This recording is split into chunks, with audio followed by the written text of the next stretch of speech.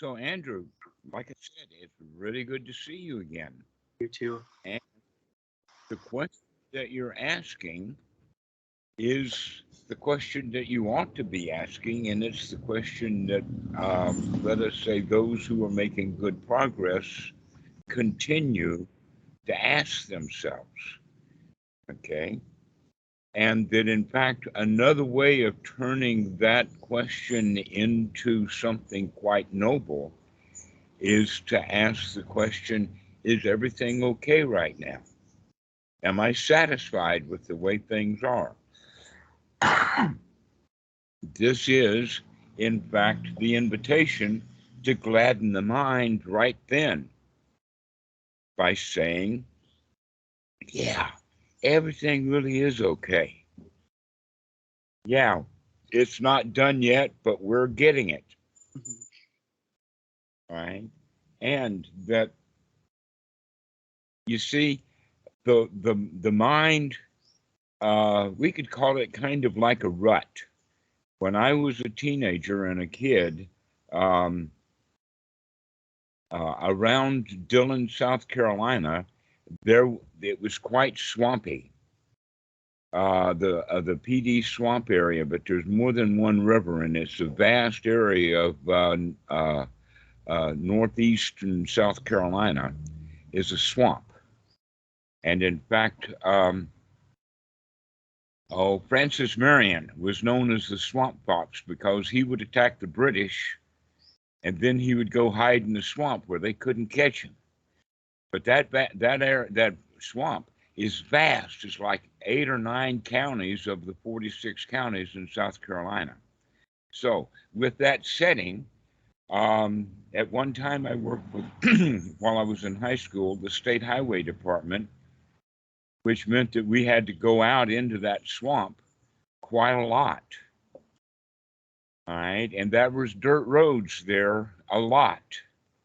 And because it was a muddy swamp, that meant that the dirt roads that we were on often were quite rutty.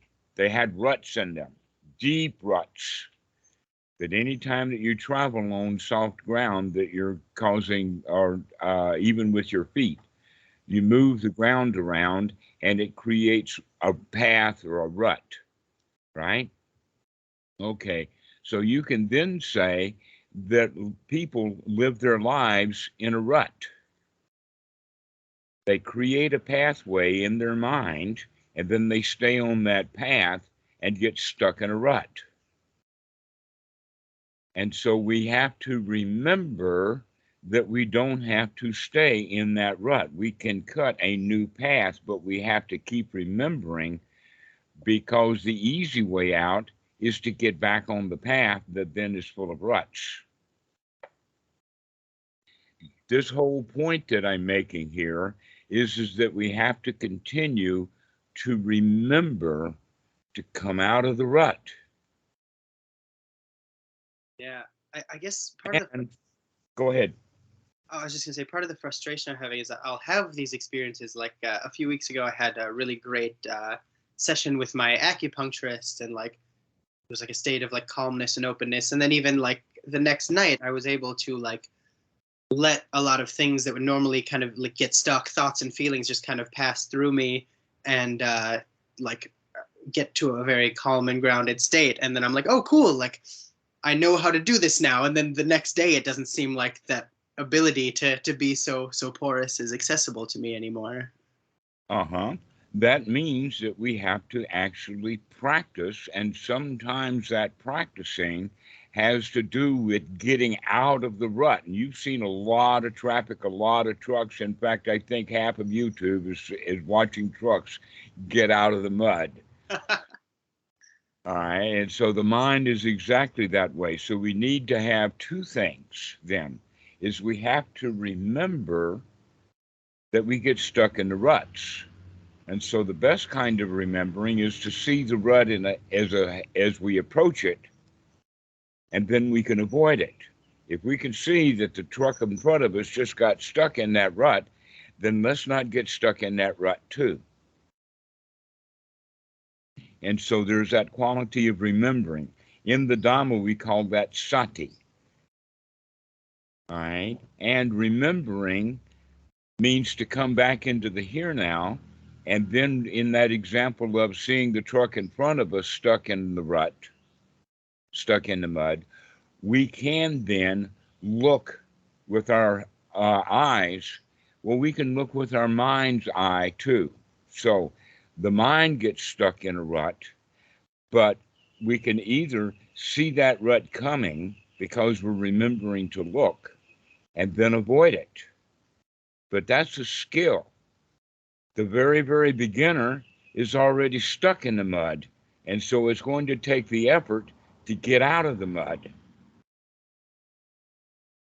All right. And so there's a lot of little toys and techniques that we can use to help us get out of the mud. And one of them is to see clearly.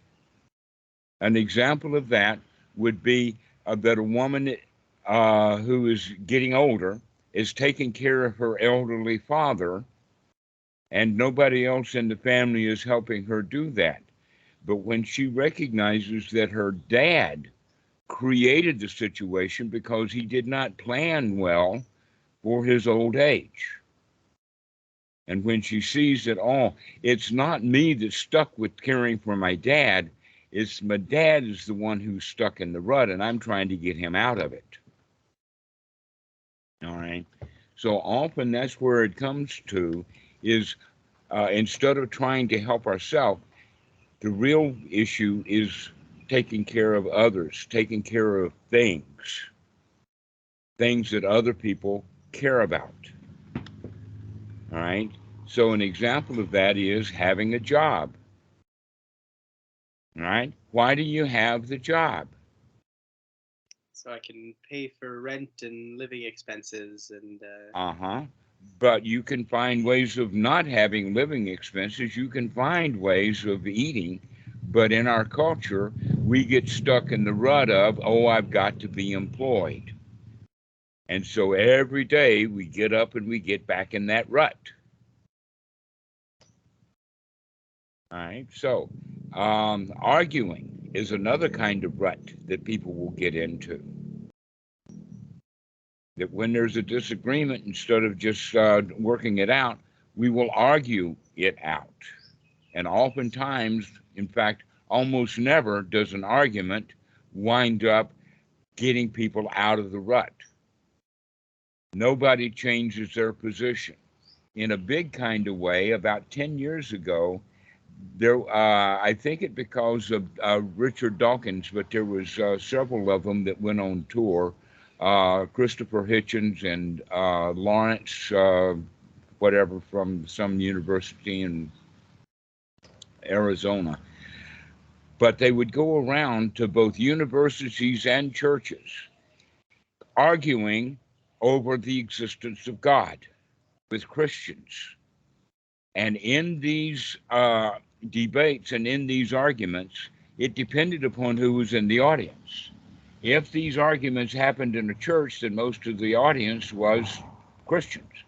If they had these arguments at universities, then the students were generally on the side of the atheist.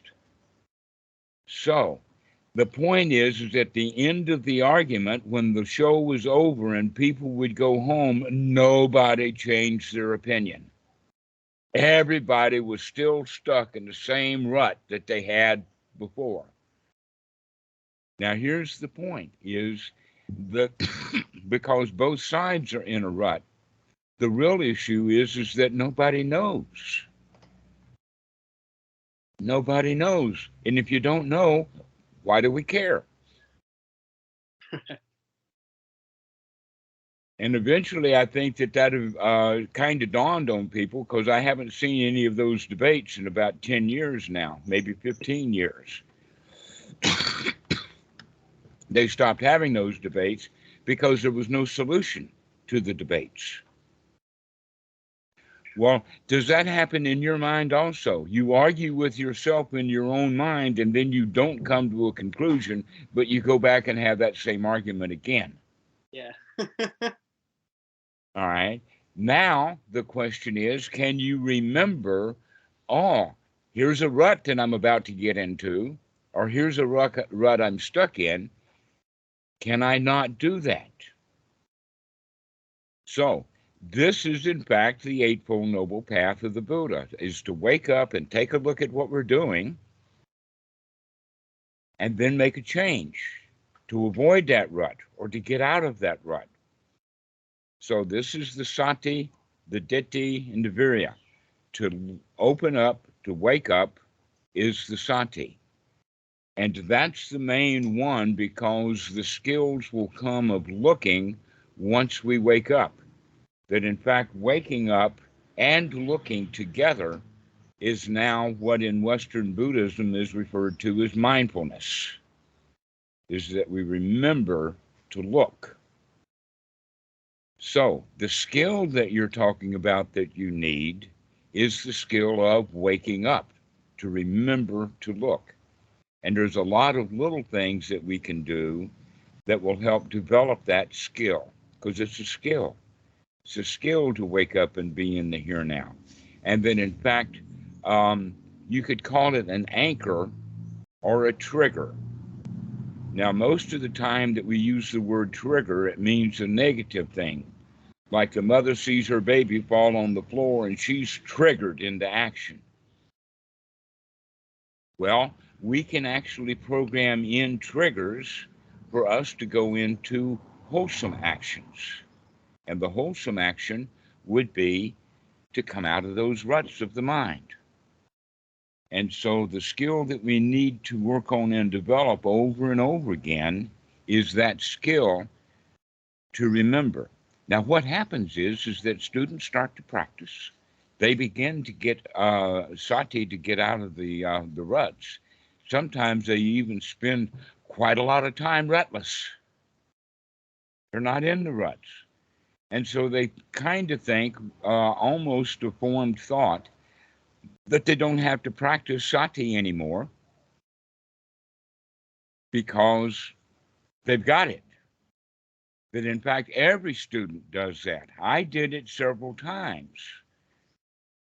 In fact, I would say that I did it at least 4 great big times, that I just stopped practicing.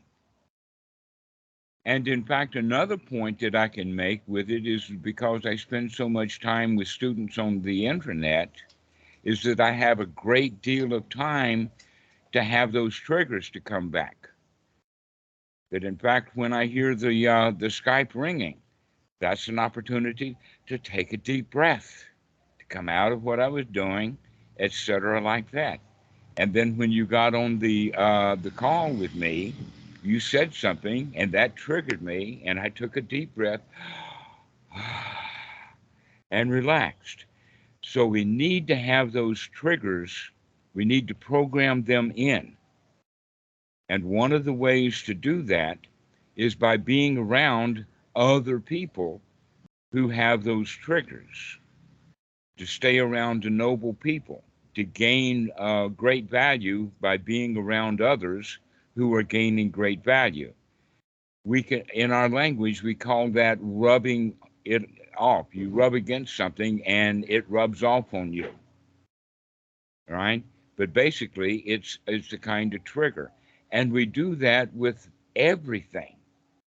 There's a Pali word for it. It's called mudita. You probably heard the word metta, karuna, mudita, upekkha. Okay, so that mudita is that rubbing off.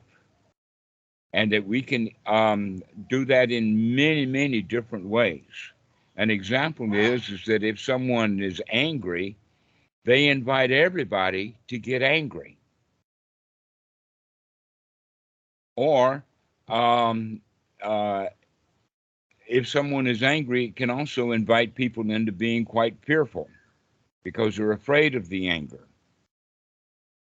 But that's a trigger. So someone's anger will either trigger someone else into great fear, or that anger will trigger them into anger. In fact, you could say that that's built in the DNA. It's part of our instincts. And we have the word of fight or flight. But that fight or flight is always triggered with something. So one of the things that you can plan on doing is to get into a mode of being around good triggers. And one of the clear examples of that is Alcoholics Anonymous, or AA. I mention that often. Not that I want my students to go to AA, but AA is very good for just one little thing. But if we would apply the AA codes to everything that we do, then we would come out of all kinds of addictions. All right. So in AA, what they do when someone really wants to stop drinking alcohol, they recommend don't go to the bar. Stay away from your drinking buddies. Don't go to the liquor store. Don't even go down the street that the liquor store is on. Right? This is what we're talking about. But what they do recommend then is to go and spend time with other AA people. In fact, everyone in AA gets a mentor or a monitor, and that every time that a new alcoholic that's in AA wants to take a drink, he will remember to call his monitor or his mentor. So his mentor is going to help him to not drink.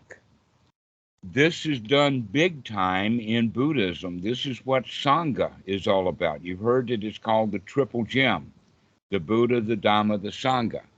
And so the Sangha is that which means that we're going to be around other people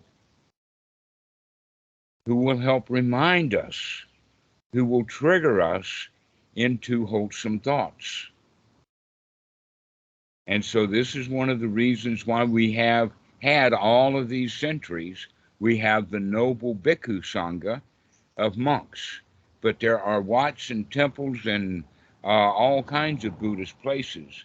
And the reason for those is so people can come together in a wholesome way and help each other. It's sort of like an anti-bar, because when people go to the bar, they go there to drown their sorrows and their miseries in alcohol, making things worse.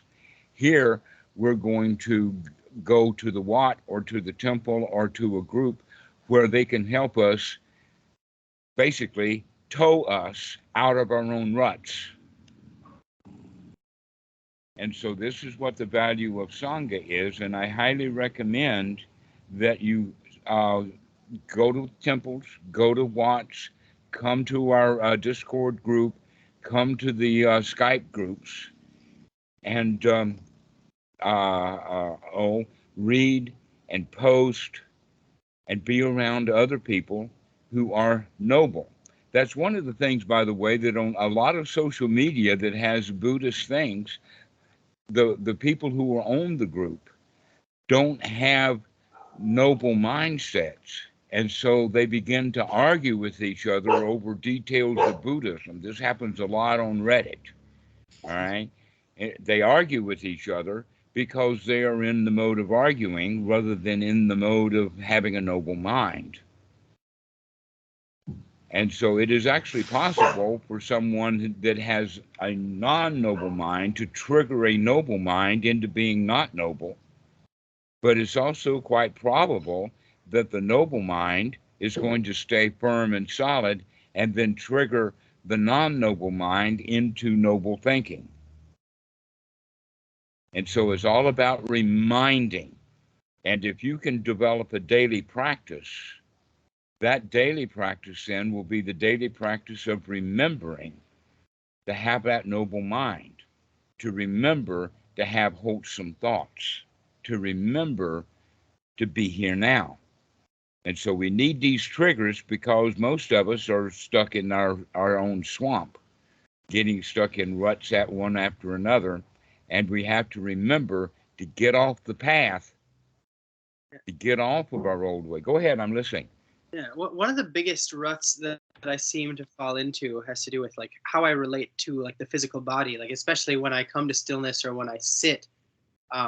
There's just frequently there's like a lot of different areas of like discomfort and things like that, and so I get into the habit of like, even if I try to say like, oh, like this like is there a problem with this, like right now, like there just seems to be a strong habit of the mind to be like, yes, this is a problem. Mm-hmm. And I guess I would love some insight as to how do I know the difference between if I'm practicing gladdening the mind or if I'm practicing being in a rut and just trying to tough it out. All right. This happens with everybody at every age. The toddler, or actually the crawler who is learning to walk, is unsure and unsteady. When the toddler begins to stand up, they fall down a lot. They want mommy's hand. They want someone to pick them back up. So we get actually form many of our ruts when we're still in diapers. And when they grow up, let us say at the other end of the scale, now someone has gotten old and gotten weak and feeble, and in a way, many of them, they even have a product called Depends. We go back into the diaper stage. All right. So that point then is that, oh, I cannot sit on the toilet. If I do, I can't get back up. My legs are weak. Or I'm sitting on the toilet and I need hand support. And so I use my hands because I have already the preconceived notion that my legs are weak. But if one has mindfulness, they can say, all right, I can hold on with my hands, but I'm going to use the power of my legs to get up off the toilet. This is an important point because most people, their legs will get weaker and weaker, and they depend more and more on their arms or more on a walker or support or whatever. But if they have mindfulness, they can say, I can regain the strength of my legs. I can do this. I can get over it. So when you have a pain in your shoulder, the way to talk about that is that, oh, I'm glad I see that. Let me have some comfort for that and heal it. We often, when things start to deteriorate, we let them, because it's in our rut mind system, it gets worse and worse and worse. Can we come out of that rut and say, no, I can regain the strength of my mind. I can, in fact, heal the body. The body can heal itself if we have the mind state for it. Have you ever heard of the term psychosomatic? Oh, yes. This is what we're talking about. The psycho is more important and more powerful than the somatic, the body. That in fact, it's the mind that helps the body get weak and tired and, oh, poor me. Oh, my arm hurts. Oh, it'll never get good again. Here's the point about that. When people have an injury, let us say a broken leg, a broken arm, or maybe trauma to the face, or they've been in an automobile accident, something like that. The thoughts that they have on the way to the hospital, while they're in the hospital, and after they get out of the hospital, most of the pain is mental. It's not physical.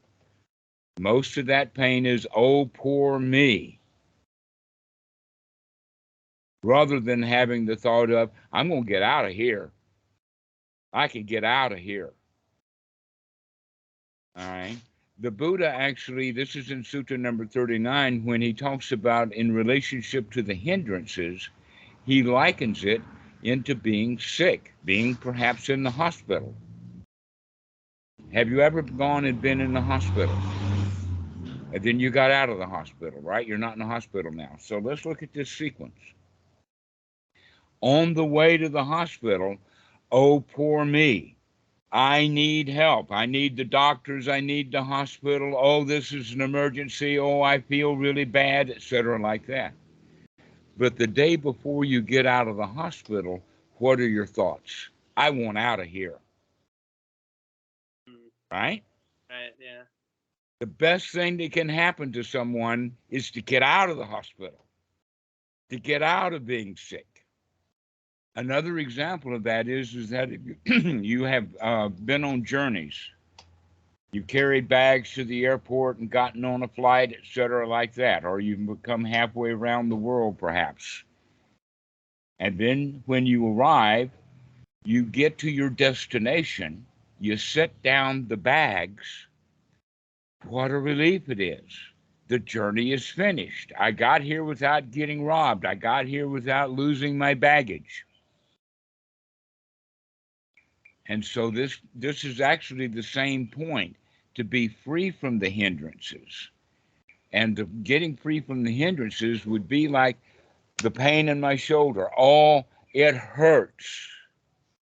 That's that negative. That's going to the hospital. Oh, I need some balm. Oh, I need some rub. And then the other attitude would be, I can take care of this. This is temporary. I can get over it. I can change my mind state about that injury. It is not permanent. Okay? That the athlete who breaks his leg or has a knee injury, the thought of, oh, I'll never play football again, or oh, I'll never play basketball again, or oh, poor me, this leg is so important to me. And that's the most of the suffering. The knee itself is not suffering. It's, oh, poor me, I can't have my knee now. And so those are the kind of thoughts that we have when we have bodily sensations, and those will happen during meditation. Now, one of the things that is kind of hidden in the sutras, you have to kind of read between the lines. In the Anapanasati Sutta, it talks about the body, and in another passage of it, it talks about being comfortable.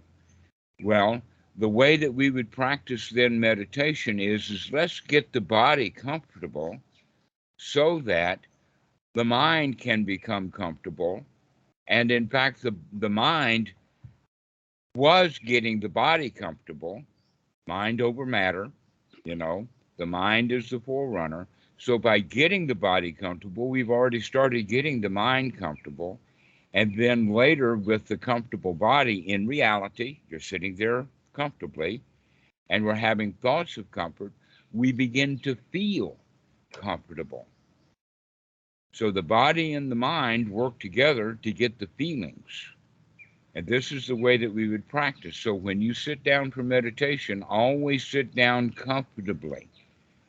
Now, this is something very strange about Western Buddhism, because Western Buddhism is all about meditation, and they go to sit in a meditation hall without a chair, sitting on the floor. Many of them will pile cushions under themselves, trying to get comfortable on the floor.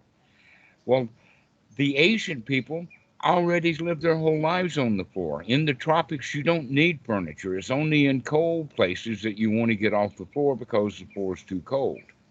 In the tropics, the dogs want to lay on the floor because the floor is the coolest part of the room. Dogs would often not want to live on the bed. They want to lay on the floor because the floor is cooler, right? So with that in mind, people who are practicing meditation and wanting to sit on the floor, they wind up making the body more uncomfortable. But the Buddha doesn't say, go sit in an uncomfortable posture in a meditation hall that's full of all kinds of people in that meditation hall. Rather, the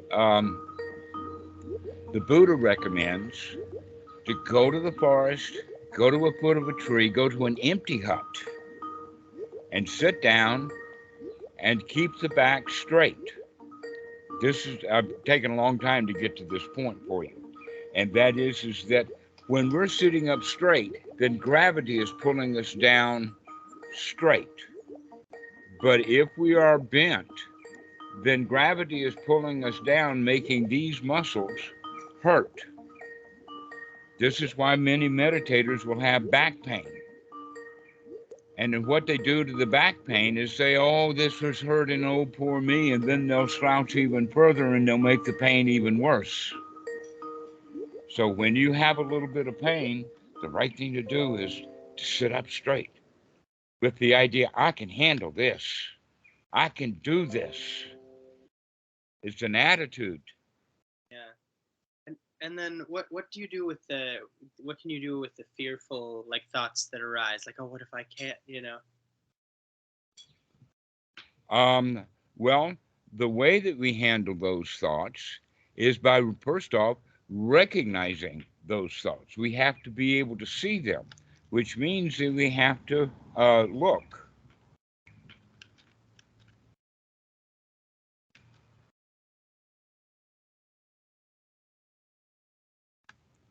And if we can look in advance, then we can see it coming. That this is, in fact, what we were talking about in wisdom. Wisdom and skillful means is that we can see it in advance, or we can see it coming rather than already there. So if you can see the rut in the road coming, you can avoid the rut. Watch where you're going. Or you got to take all that effort to get back out of the rut. So which of them are you going to do? Are you going to see the little bit of fear when it arises and tell yourself, oh, we can handle this? Or are you going to be in that rut fearful?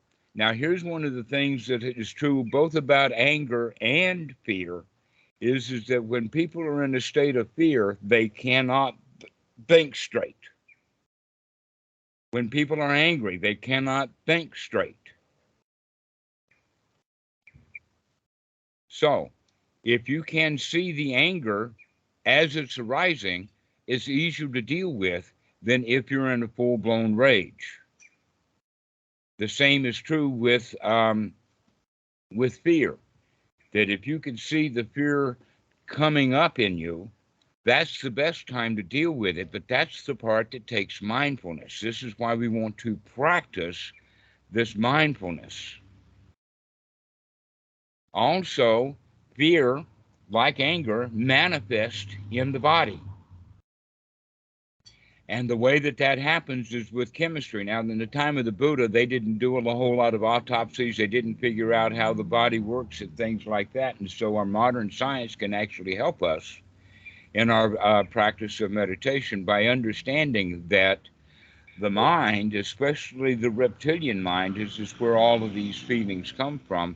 There's a couple of glands back there, the pituitary gland and the pineal gland, and they work together to send chemical messages down the lymph system to the adrenaline gland that is located in the back close to the kidneys.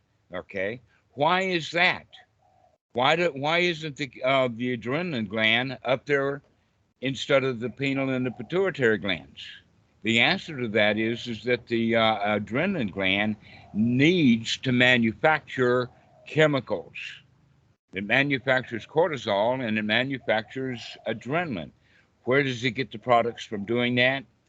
Out of the body's garbage pit, the kidneys and the liver. And since the kidneys and the liver are located down here in the lower part of the back and then on the side, that's where the adrenaline gland is. So it can go get all the crap that it needs to put that stuff together to make adrenaline. And then later, when the adrenaline is broken down, it'll either come out through the breathing or it will again be regathered by the liver and the kidneys.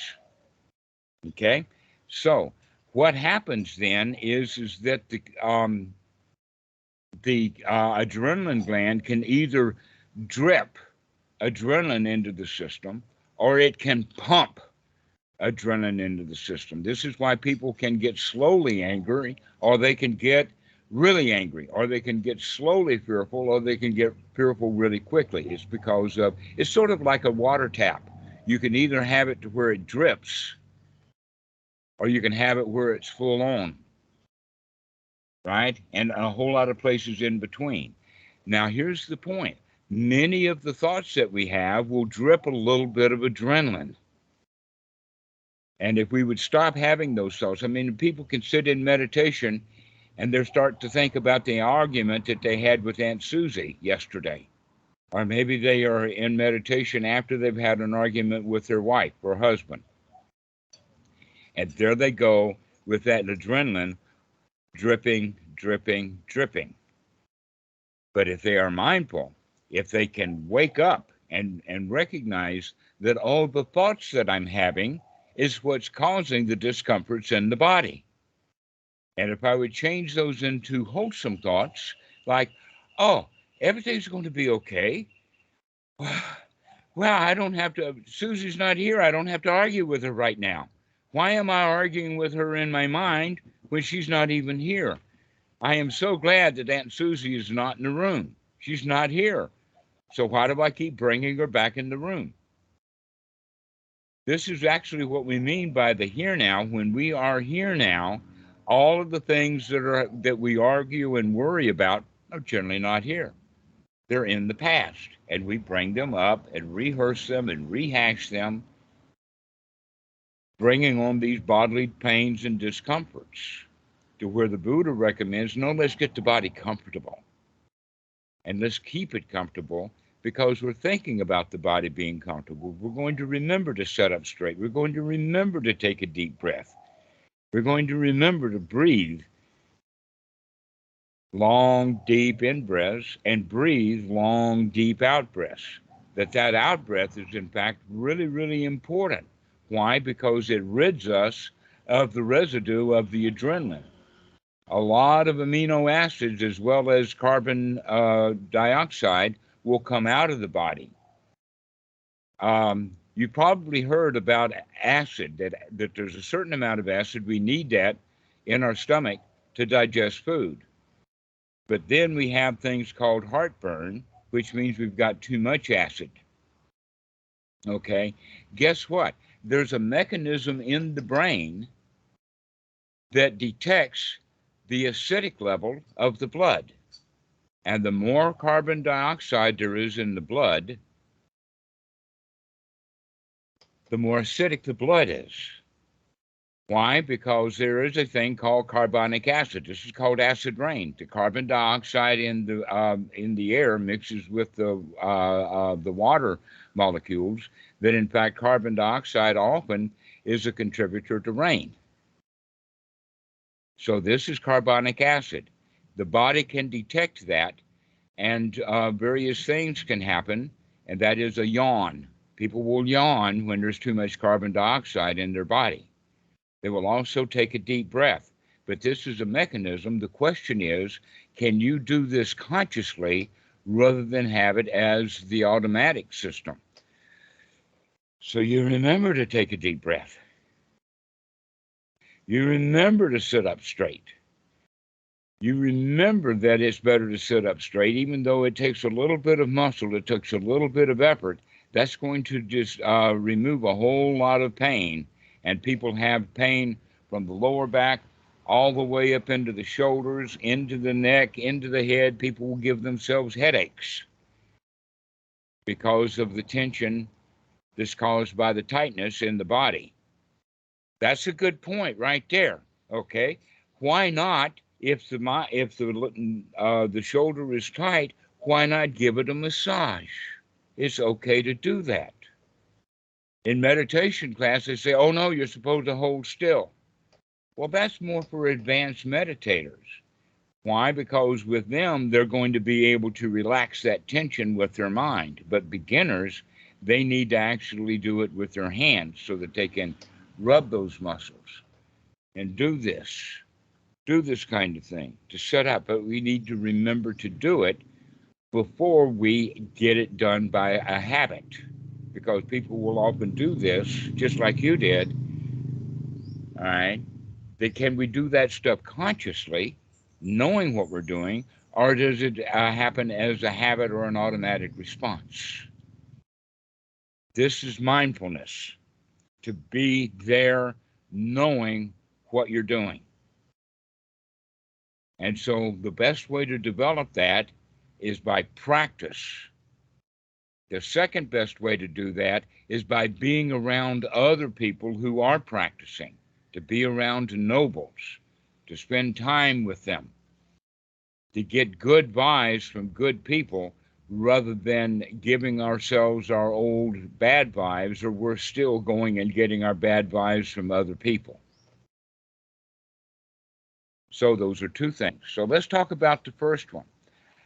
In the Anapanasati Sutta, the Buddha recommends mindfully breathing in and mindfully breathing out. What that means is that we're going to train sati with each in breath. We need a little bit of sati to remember that this breath is going to be a long breath. And to remember that this breath is going to be a long out breath.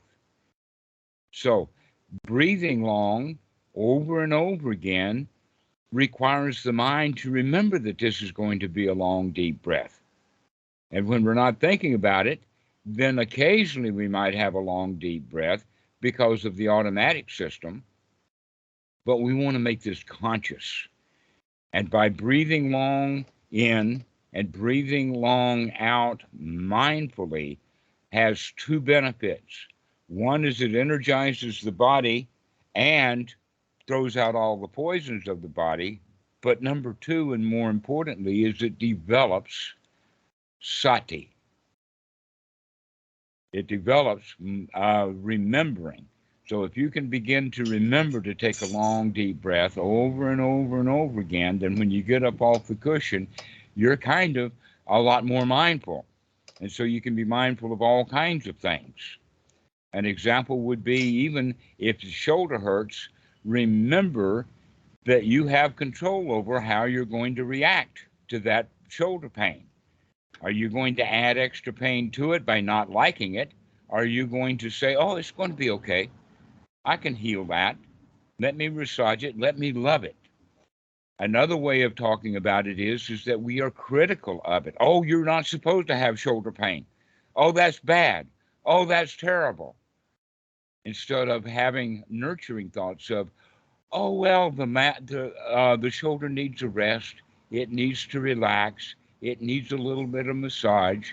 Let me nurture that shoulder. Another example, that in fact, I just saw this with a student yesterday and made point of it. I see him scratching his arm, scratching his back. Well, scratching actually disturbs the skin, that you make a rash worse by scratching it. That's a really good point, that we make our rut deeper by spinning our wheels in it. And it is also critical. I'm scratching because I don't like that sensation. Well, what can we do instead? We can get a balm. We can get an ointment. We can get, like, in Thailand, they're very famous to have tiger balm or monkey balm, and you take some out and you gently rub it on the area that is, in other words, we start to nurture the body rather than being critical of the body. But we have to remember that takes effort to nurture the body. But often, like the analogy of the truck stuck in the mud, we just spin our wheels, making it deeper. We scratch that itch, and it makes it worse. In fact, you probably noticed that before, that you've got an itch and you scratch it and you scratch it and you scratch it, and then finally you stop scratching and you're paying attention to it, and it feels a whole lot worse after you scratched it. And so we scratch it again, making it worse, rather than putting an ointment. So it all has to do with whether you're going to be nurturing yourself or being critical of yourself. Critical of the body is going to make it worse. Oh, poor me, my legs don't work anymore, and therefore I have to use my hands to stand up. Versus, hey, I'll use the hands as support, but I'm going to use the muscles of the legs to stand up. Or, hey, the itch is there. I don't have to scratch it. I can put a soothing balm on it instead. So this is the way that we begin to change our way of looking at it. In fact, this whole point is mindfulness, mindfulness, mindfulness. Remember to nurture. Remember to take care of. Remember to look at what you're doing and change it. To stop our scratching and start applying ointment. But the second point then is let's stay around other people who are practicing that. Let's get some good friends. Let's have those people remind us. And one of the things that we have here is we have both Discord. We got a Discord group and we've got several Skype groups. And so I would highly recommend that you start spending more and more time in our Skype groups, because you're going to be around more noble people. And I also recognize that everybody does it. We come in, we get a whole load of Dhamma, we really feel great, and then we go off. I've had enough of this. And then we stop practicing. We lose our skill. We begin to forget more and more and not remember more and more. We don't look. And then we'll go a while, and then something will happen, maybe a catastrophe. And then we'll get back into the Dhamma, or it might be circumstantial. To be honest with you, when I left the monkhood in 2008, I stopped all kinds of practice. I'm good now. I'm retired. Everything is hunky-dory. But then in 2015, Achan Po asked me to start teaching again on the internet. And that's the best thing that he ever did for me, because he got me back into the practice. And so that's what I recommend to you, is you be around noble people, and they can get you out back into the practice or keep you into the practice, rather than letting it fall by the wayside for some reason or another. That don't go through the various ways that I did and just stop and forget, get into all kinds of trouble, all kinds of misery. Let's stay noble. Let's be around noble people. Let's remember to be noble. Let's remember that we can be okay. So, do you have anything to say about that? Oh yeah, that's very helpful. There's a number of things that I look forward to continuing to remember and to return to and to practice. Excellent. Well, I'm really glad that you called. Yeah, me too. Thank you so much. Yeah, I'm really glad to see you again. Likewise. So, spread your joy to your friends. Spread your joy with the nobles. I will. Remember, practice. Every breath is an opportunity to practice if you can remember. Remember to keep the body comfortable. Don't put it in strenuous situations, not yet. There will be times later when you can test it. And Bhikkhu Buddhadasa makes a big point of it, is the best time to practice meditation is when one is sick, when the body is sick. Don't let the mind get sick because the body is sick. We can say, most people, when their body is sick, they say, oh, I can't do anything. Oh, I hate this. Oh, I may never get over it. Oh, this is terrible. Those are the kind of thoughts that ordinary people have, that we learned in diapers when we were falling down and needing to get back up. We'll go to the hospital. Oh, poor me, I need a doctor. I need some medication, that kind of stuff. And the right attitude would be when we're sick is, wow, the body is sick right now, but the mind's not sick. The mind's going to help the body. That when a body is sick, when it's tired, it needs oxygen, it needs air. Let me remember to breathe.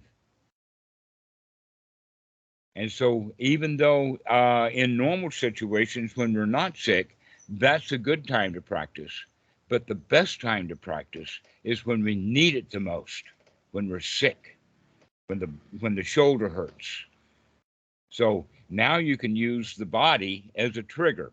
Anytime that you have any bodily pain, any situation, any shoulder hurt, any back pain, any headache, any cuts on the hands or the fingers. In fact, the reason that we get cut is because we're not mindful.